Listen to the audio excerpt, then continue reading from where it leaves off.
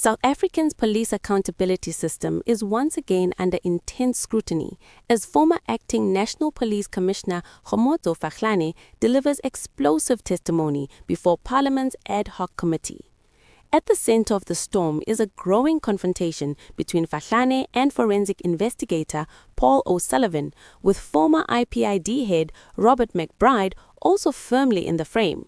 Phahlane has accused O'Sullivan of exercising extensive influence within law enforcement structures, alleging that a well-resourced group operating inside the Investigative Directorate Against Corruption functions as a rogue unit. He told MPs that this unit, which he says was later described by KwaZulu-Natal Police Commissioner Nhlanhla Mkhanwazi as rogue, is allegedly led by Matthew Sesoko and has roots in what was once known as the Phahlane Task Team. According to Phahlane, the task team was originally established within IPID while he was acting National Commissioner and was later relocated to IADEC, continuing what he describes as a targeted campaign against him. Phahlane claims the influence wielded by O'Sullivan extended beyond IPID, reaching into the South African Police Service and even the National Prosecuting Authority.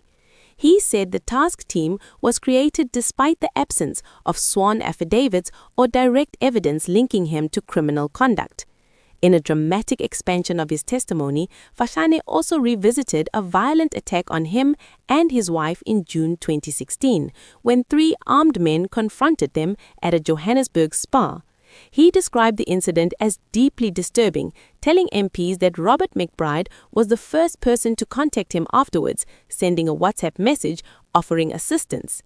Phahlane alleges that McBride later obtained CCTV footage of the attack, which he says was circulated among associates of O'Sullivan before being disseminated online, accompanied by what he described as distorted narratives that fed directly into negative media coverage about him.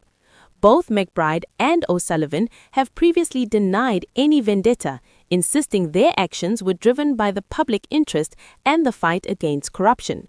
However, Phahlane told Parliament that the allegations against him ultimately collapsed under legal scrutiny. He confirmed that a full bench of the High Court recently ruled in his favor in related civil litigation, ordering costs against his accusers and instructing them to retract the claims and issue an apology. Phahlane said the turning point came when McBride returned to IPID from suspension. He alleged that investigators working in KwaZulu-Natal were recalled, removed from the case, and replaced after McBride took control of the docket, allegedly following the receipt of a dossier compiled by O'Sullivan through an assistant. That marked the beginning of the task team, Phahlane told MPs. He further claimed that investigators repeatedly asked O'Sullivan to depose a formal affidavit to allow a proper investigation, but said that affidavit was never submitted.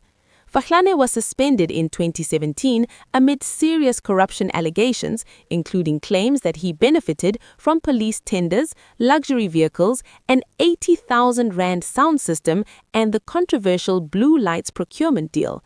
Those allegations dominated public discourse at the time and reinforced perceptions of widespread corruption within the police service. But Phahlane insists the case against him relied on public accusations, media leaks, and investigative theatrics rather than lawful process. If you accuse me, he told MPs, come directly with an affidavit setting out the elements of a crime. Instead, he said, a special team was established to investigate allegations even when nothing directly implicated him. As Parliament races against tight deadlines to finalize its inquiry, the testimony has reignited debate about power, accountability, and trust within South Africa's criminal justice system. What is emerging is not just a clash of personalities, but a high-stakes battle over who truly controls the fight against corruption and at what cost.